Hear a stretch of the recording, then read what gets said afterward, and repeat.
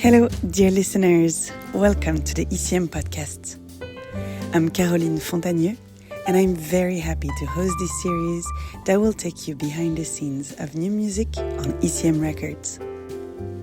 In this new episode, I'm meeting over Zoom with Julia Hülsmann to talk about her new ECM record, While I Was Away, recorded with an octet. We talked about joy, sisterhood, languages in music, and so much more. I want to start with thanking you. I want to thank you for the joy, for the womanhood, for the sisterhood, for the diversity, for the travel and the exploration that this album is bringing. Was joy a center concept for this album? Yes, joy is the center of the band.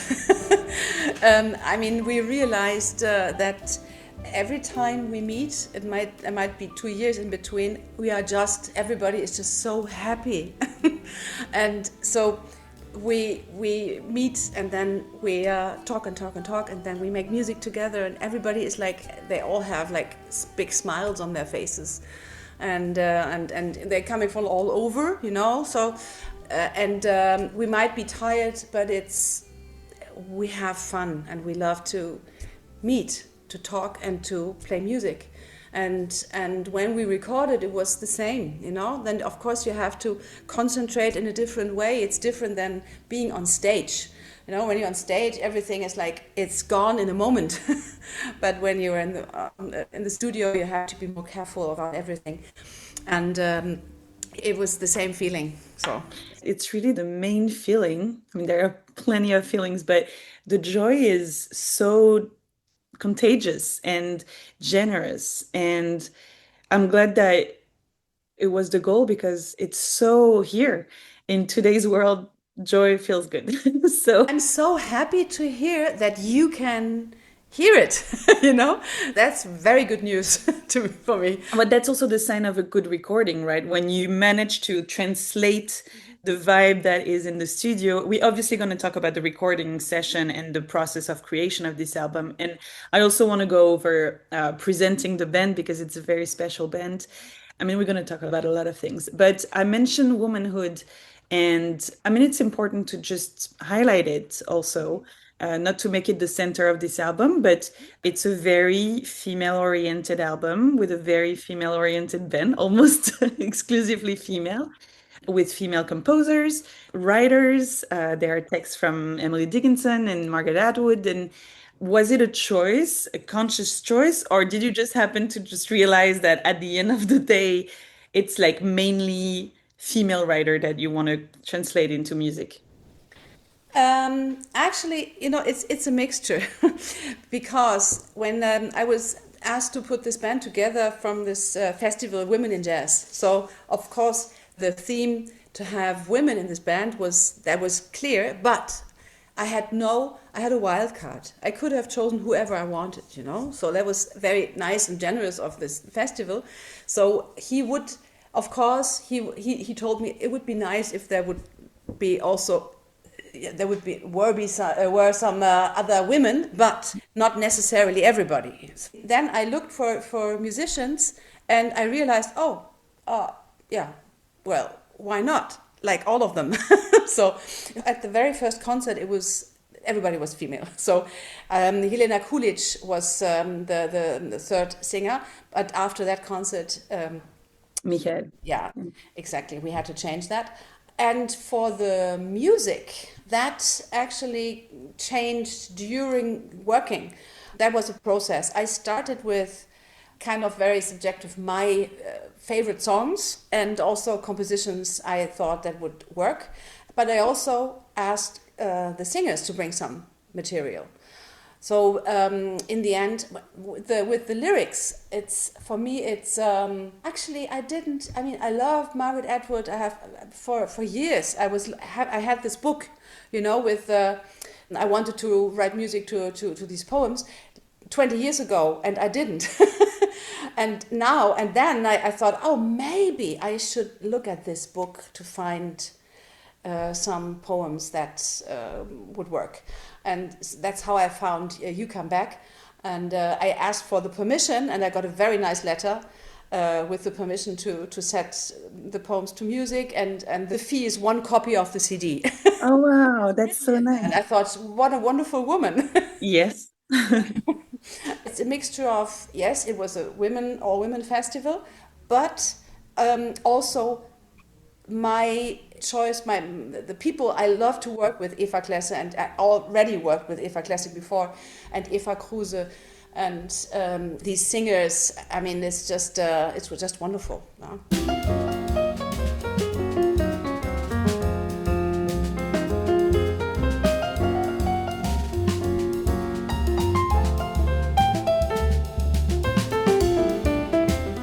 Do you feel as a female band leader in a still pretty majority of male-led industry, do you feel like there's a responsibility to represent female musicians, or is it something that you don't want to talk or think about? Oh, I think there's definitely a responsibility. It's important to make clear that there are so many brilliant female musicians, and that it's not, this 20 years ago, everybody said, yes, if it's quality will come through, and it's not true. It's just not true. So there are so many borders you can cross as a woman, and people who just don't look at you because of that, or don't listen to you because you're a woman. So I think, yes, we have a responsibility to look at this and to make clear, people, this is what we have here. It's wonderful, and it's diverse, and it's very colorful and very much alive, and just listen to it. It makes sense, and it's wonderful. Yeah. And thanks for this again. We have a singer from Angola in Africa. We have a singer from Norway. We have a violinist from France. We have a cellist that is from Germany and Mexico. I mean, that's a brilliant band. Talk to me about the band. How did you go together? How did you get together? How did you select those musicians that you wanted to work with? How did you meet each member? Yeah, I started with the singers, and the Aline Frajau, she was recommended by Ulf Herden. He's the boss of the Women in Jazz Festival, so I have never heard of her before. And I was a little hesitant first, and then I listened to her, watched some YouTube videos, I think, and I thought, oh wow, she's wonderful. I wanted to work with her immediately. And she never studied, so she can read music, and she's an ear person, and it's amazing what she's doing. Her music is just so wonderful. And so I started with her. Then Michael Schiefel is somebody I studied with him. Yeah, you worked with him for over 30 years, yes. And his character is just perfect in combination. And Lieve Maria, that was very funny situation, because I had the idea to ask Anja Gabarek. And I had no contact, and Manfred helped with that. He called Jan and asked if I could talk to Anja, and when we were in Oslo recording another album. And so I talked to her, I sent to her some music, and she was so honest. She said she's not the person for 8-piece band. She would like to do a duo or so, something like this, but not like this bigger ensemble. But she recommended Lieve Maria Roggen to me. This is how I met her. And I thought, yeah, that's the perfect match, because the color of her voice. Yeah, she has this very clear sound, and she's also a very experienced musician, which is also, that also helps in the combination with the three. And Eva Klesse I knew before. Eva Kruse, she studied in Berlin before she moved to Sweden. And Susanne Paul, she is also in Berlin. Eloise, she used to be in Berlin for a few years. She was here. And Eloise Lefebvre and Susanne Paul, they play together pretty often. So that's also a good thing, because they know each other. They know how to phrase together, and the intonation is wonderful. So that's how I found all these people.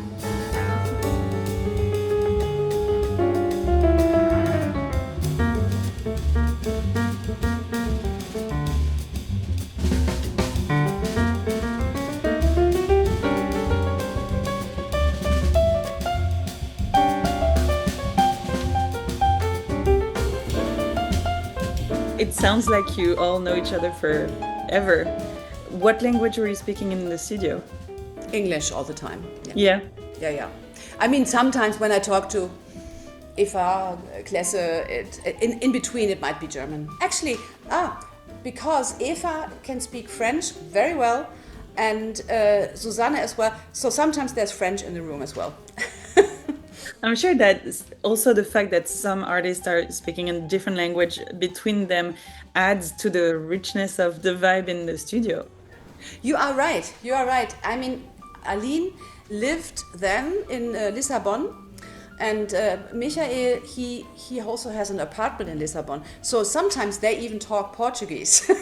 Can you explain the title? Yeah. I mean, it's one line from the Margaret Atwood poem, While I Was Away. It was not easy to find a good title for the album. I mean, I think this "You Come Back," this one song, is to me it's a central song. It's important. How I understand the poem, maybe this is it. It's a lot about that you are in a room and you don't really know if somebody was there, but was I away? Was somebody in this room right while I was away? So it's a little weird atmosphere. And my idea was, while I was away, things that can happen while I was away.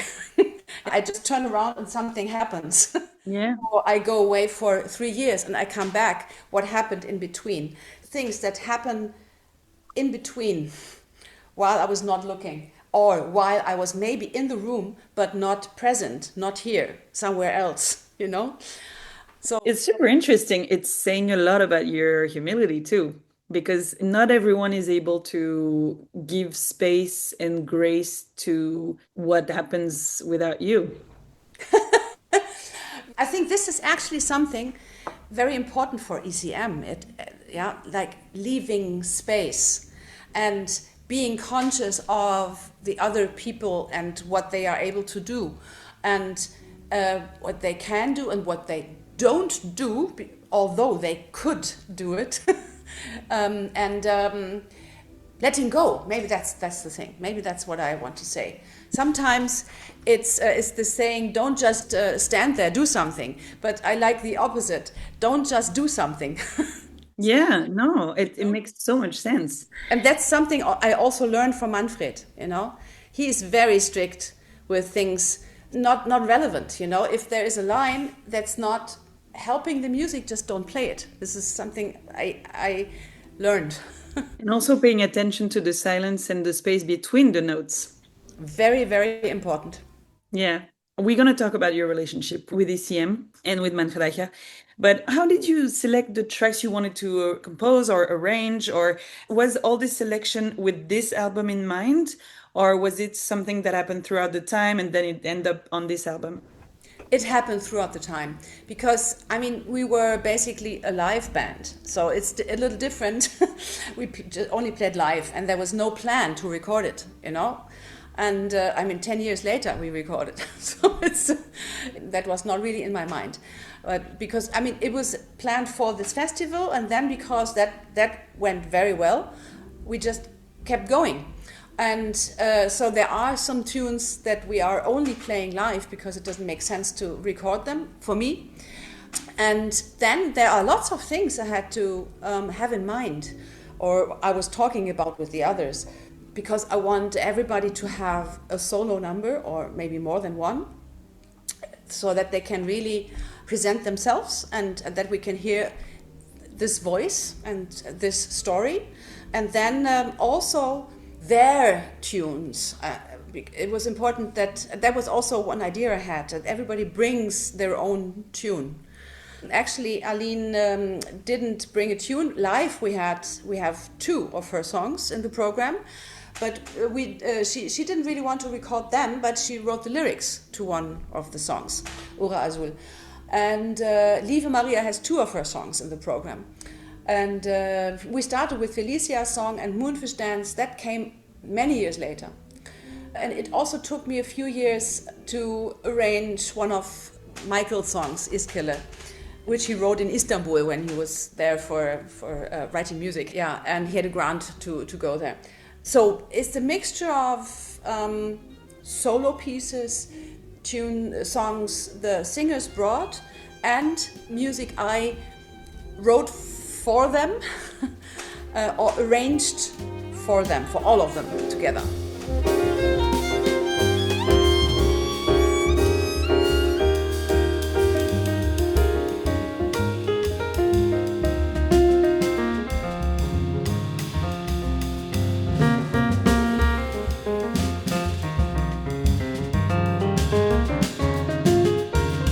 Do you sing?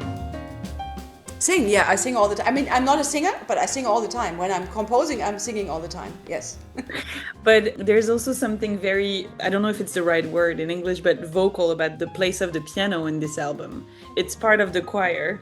Yes. It's not a vocal album, but it's also a chorus album. I don't know how to say that. But has it always been the piano for you? You've always known that you wanted to be a pianist? I mean, it was always, I started with the flute when I was very young. So I started to play piano when I was 11, and that was a clear decision. I really wanted to play the piano. Yes, the piano is my instrument, absolutely. And I do love to sing, I have to say, but I mean, sometimes when there are bands where I'm singing background, for example, that happens on stage. But I think the day doesn't have enough hours, so I have to decide what I want. What's more important to me, that's piano and writing music. So, but I would love, I mean, if I have more time one day, I don't know, I might even take some vocal lessons. Yeah, life is long. And you knew pretty early that you wanted it to be your career? No, I wanted to study psychology. I wanted to do something totally different. I thought I will never be good enough. That was my idea. So I didn't want to go into this pressure atmosphere. But I realized that I had two friends who were my boyfriend then and another friend who then were musicians. They're not anymore now, but they talked to me and said, "You are crazy. You're doing music all the time." I was even teaching the piano, and so after I finished school, so why don't you just do that? And I said that night, that when they talked to me in a bar, I said, "You know what? Yes, I will try. But then I want to study it. Then I want to make it like real." And that was the moment when I had to move from Bonn to Berlin to study there. So Were you improvising already? I was improvising already. Yeah. Yes, I was also composing. I had some, but it was more fusion stuff. I was not really a jazz musician then. When I was 18, I was not really a jazz musician, not at all actually. I mean, I liked all pop stuff, and I wanted to learn pop piano, and so, but there was no teacher like that in Bonn, and so my mother found me a jazz teacher, and he was very, very old fashioned, like New Orleans jazz and everything, but it was great. He transcribed solos. He had his this vinyl in his office, and he was writing by hand and gave me this music, like improvisations by Louis Armstrong, and so I was playing on the piano. Then I had no idea how good that was. I just did it, and it was fun, but and I didn't want to become a musician then. I was just learning that. Then when I started to study, I realized, oh wow, that's the music. That's really lovely music. Was the pianist that you were looking up to, or? Then it was the first pianist I really loved was Bill Evans. Bill Evans, and I heard this that my teacher then, he gave me a tape, a mixtape, with, and it was all very old-fashioned stuff. I liked that too, but I was not crazy about it. But in between there was one song by Bill Evans and Jim Hall from Undercurrent from the album, and I was hooked. I thought, oh, that's nice. That's what I want to do. That's okay. I could go in that direction, and then I started to play a bit like this stuff. So. And do you remember the first time you heard an ECM album? Oh, actually, that was long before. Yes, because my father had the Paul Bley album Open Open to Love? Open to Love. We had that at home, I remember listening to Ida Lupino, and long before that, I loved that. Yeah. So I really grew up with ECM albums. So my parents didn't have too many, but I bought lots of them.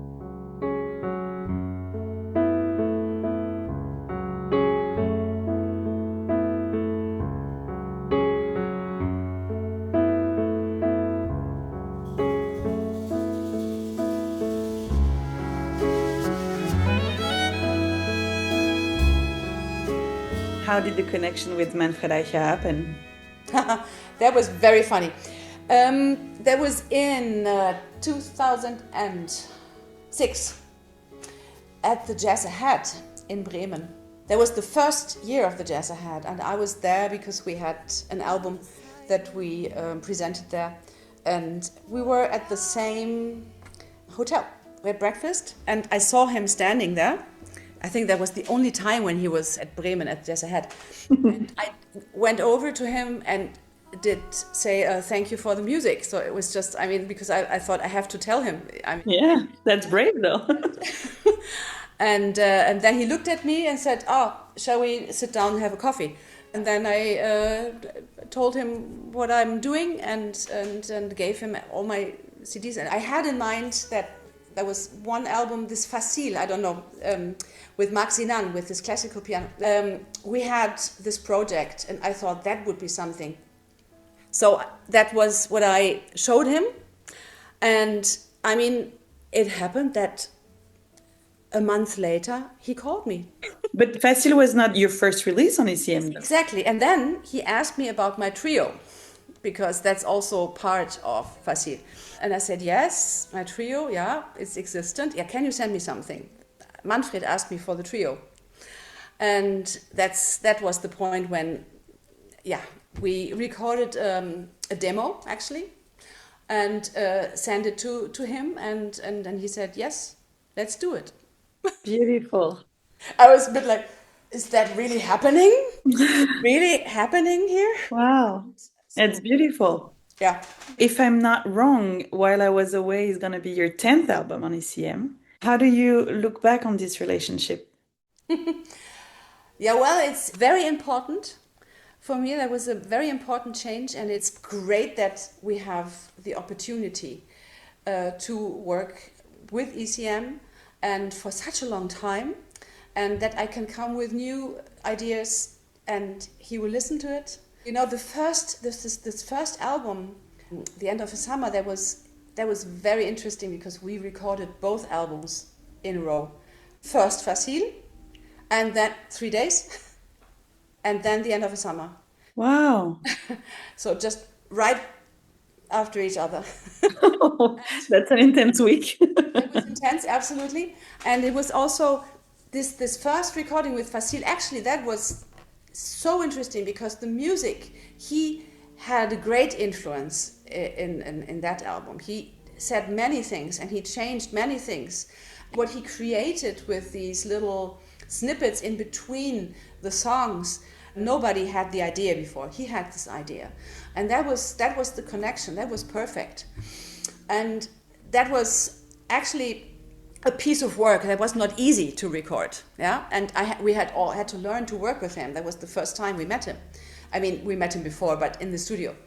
And when that was done, we recorded the trio album, and that was a bit like done, because we were at home. You know, the trio is like we were so experienced. Thank you for the joy. I really mean that when I started with that. Thank you. I think you are really right. It's difficult times, yeah, but it's also, I mean, I'm a very positive person. I'm also very stubborn. I just want to do that. Right. So I'm doing it. Great. There are, of course, we all have lots of different problems and so many things that can be difficult, but I still know I want to do it. And the others are a bit the same. They realize, wow, we have this little island. We can do it. And it's a bit like, yeah. That's this band, you know. My main band, my quartet, is also it's very important people and connection to me, because for such a long time we're working on music, and that's a different kind of work. It's as important, but it's so nice for me to hear that the joy, and that you can hear it in the recording. Little cracks, just keep walking, little cracks, everything will turn out for the best. Little cracks, just keep walking, little cracks, just keep walking, little cracks. What a level of contentedness, little cracks, just keep walking. What a treat, what a feast, what colors to be seen, the shimmering on our water, the moonfish in our stream, letting the jungle in, late nights and early spring, long days by the waters, with moonfish in our stream.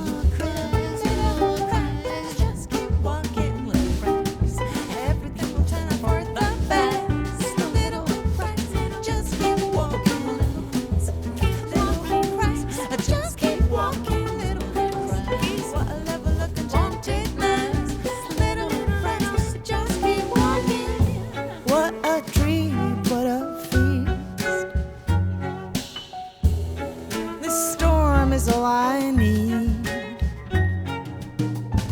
I'm going down to the water to feel the spread from the sea. It takes a certain skill. What a rush, what a feel to withstand all this water.